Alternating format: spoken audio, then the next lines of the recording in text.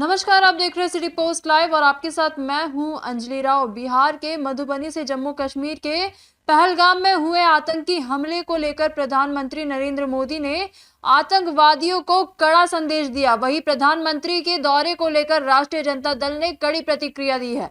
आपको बता दें, आरजेडी के मुख्य प्रवक्ता शक्ति सिंह यादव ने तीखा हमला बोलते हुए कहा कि देश के लोगों ने कभी कल्पना भी नहीं की थी कि इतने लोगों की दर्दनाक मौत के बाद प्रधानमंत्री राजनीतिक रोशनी में बिहार आएंगे। उनका मानना है कि यह वक्त संवेदना और भरोसे का था। प्रधानमंत्री को जिन परिवारों के ऊपर यह आप बीती है उनके साथ खड़ा होना चाहिए था, लेकिन उन्होंने यहाँ पर क्या उन्होंने इस मौके पर भी राजनीतिक लाभ तलाशने का काम किया है। और इसी के साथ साथ क्या कुछ कहते नजर आ रहे हैं यहाँ पर शक्ति सिंह यादव, आप उनका वो बयान सुने।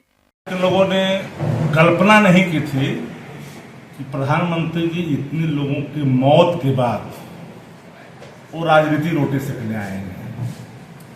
अभी देश के लोगों को आश्वस्त करना था, उन परिवारों को पीड़ा में शामिल होना था, उनको भरोसा दिलाना था। प्रधानमंत्री जी तो प्रधानमंत्री जी हैं, वो तो अवसर ढूंढते हैं। देश के मौजूदा हालात और जो मुद्दे हैं, किसान के, नौजवान के, आम के और अवाम के, उस पर प्रधानमंत्री चर्चा नहीं करते। आतंकवादियों को कड़ी सजा दिलाने की बात कही है। आतंकवादियों को कड़ी सजा देश का हर नागरिक चाहता है, हर लोग चाहता है कड़ी सजा मिले।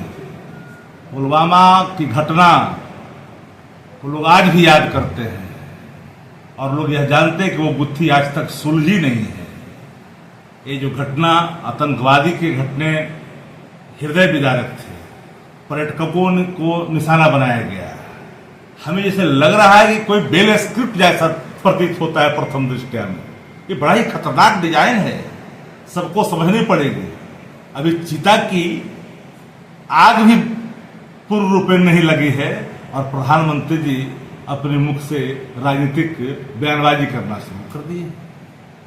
तो आप सुन रहे थे क्या कुछ कहते नजर आ रहे थे शक्ति सिंह यादव। इसी के साथ साथ आपको बता दें कि राजद के इस बयान पर भारतीय जनता पार्टी की ओर से कड़ा पलटवार किया गया है। बीजेपी के प्रवक्ता अरविंद सिंह ने आरजेडी पर हमला बोलते हुए कहा कि सत्ता और वोट की लालच में विपक्ष अब मानवीय घटनाओं पर भी राजनीति करने से बाज नहीं आ रहा। उन्होंने कहा कि जब पूरा देश आतंकियों की इस नृशंस घटना पर शोक में डूबा हुआ है, तब विपक्ष देश के सामने अपनी मानसिकता उजागर कर रहा है। क्या कुछ कहते नजर आ रहे हैं यहाँ पर अरविंद सिंह अपने इस पूरे बयान में, आप उनका वो बयान सुने। वोट के लिए, सत्ता के लिए, मानवीय घटनाओं पर भी तिलांजलि देने वाला विपक्ष आज अपने आप को राष्ट्र के सामने नंगा कर रहा है। कभी रॉबर्ट वाड्रा का बयान आता है, कभी शक्ति यादव का बयान आता है, कभी कांग्रेस और आरजेडी के नेताओं का बयान आता है।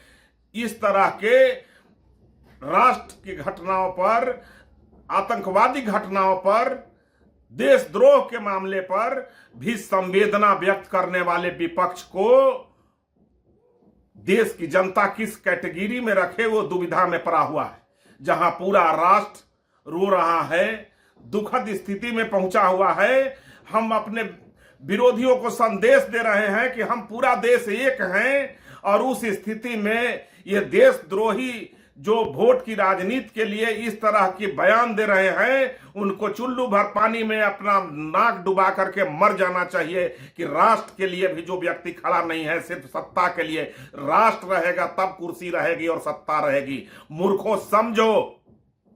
तो आप सुन रहे थे अरविंद सिंह का वो बयान। इसी के साथ साथ आपको बता दें कि प्रधानमंत्री के दौरे ने जहां आतंकवादियों को सख्त संदेश दिया है, वहीं अब ये सियासी हमलों और आरोप प्रत्यारोप का केंद्र भी बन गया है। देश में शोक है, लेकिन राजनीति अभी गर्म है। तो फिलहाल इस खबर में बस इतना ही। आगे खबरों के लिए आप बने रहिए सिटी पोस्ट लाइव के साथ। आपका धन्यवाद।